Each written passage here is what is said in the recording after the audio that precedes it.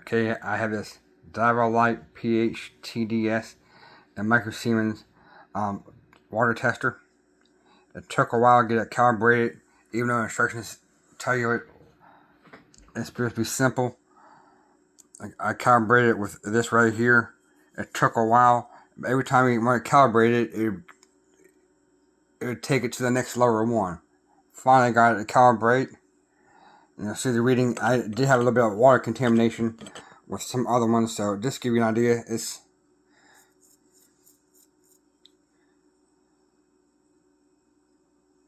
6.59 pH. If you want to see it, it's held. So in between the testings, I have my tap water, RO water, and the Berkey filter. So I'm just going to clean this off real quick, just wipe it off. Okay, I just wiped everything off, put it in the tap water.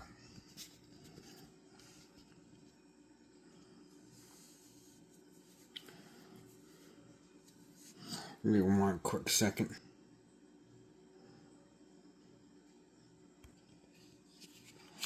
I wiped it off, I didn't really shake it out, so let me put that in there. Now, I did this a couple testing times. I think I still got a little bit of that water in there because I didn't really do a quick clean. I hope you just go along with me. The initial testing, when I first did the reading, you have to wait 30 seconds. It was 7.52. You can see it dropped. It's because I think I'm getting some of this water mixed in there. And then I'll go to, let's see if it still reads the PPM. So in 53, I had 45, because this is a super high PPM in there. And then I'll go to the Siemens. It's just contamination, why that's gone higher. So I'm going to take it out, and I'm actually going to put it under a little bit of distilled water and clean it, then come back and finish up these two. Okay, I just did a light rinse. There's the distilled water there. Let's see what happens when we get in here into the air water. I actually need to go back to pH.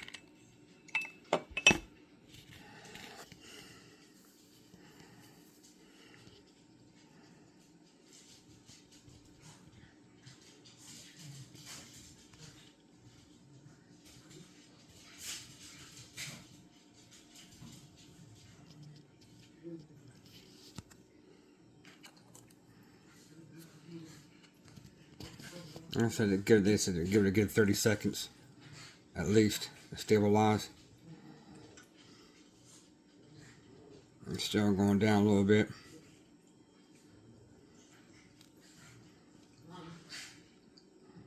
And I only did a quick little rinse of distilled water, and it's still going down.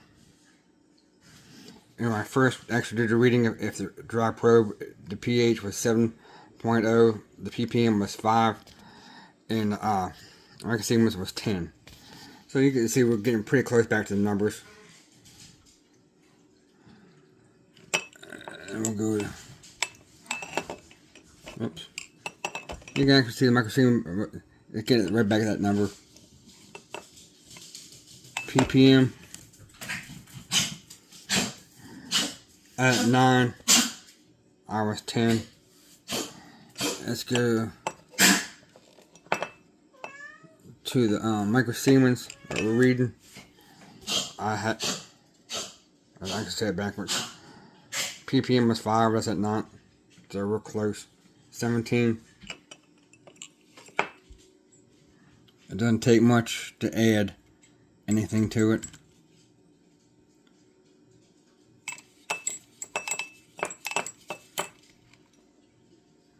ppm, I just want to go back with us. 8, It was originally a 5 when I did the test.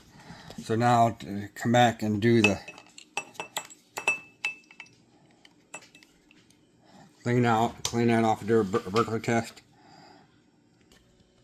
Alright, there's my RO water and the Berkey water filtration. So I also want to say that's the pure oil water I did without the mineral adder. So we're going to turn this back on. Hopefully it's dried. Stick it back in here for 3 seconds and see what we get.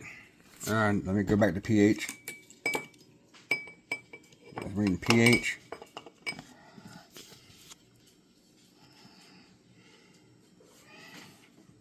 My first test, you can see the pH was 7.47. Particle per million was 55. The microsiemens was what, 122.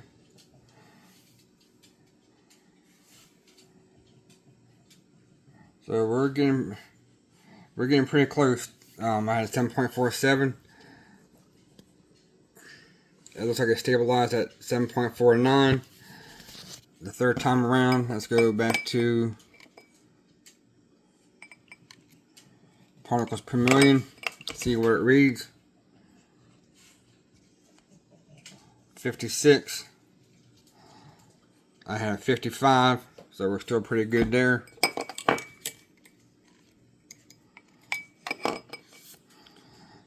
And the microsiemens reading 113. And I originally had 111. I think it's my third time going through here.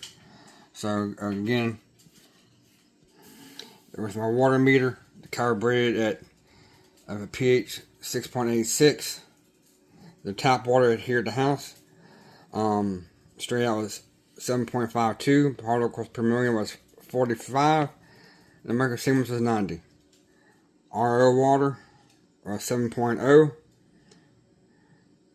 Particles per million was 5, and the microsiemens concentration was 10.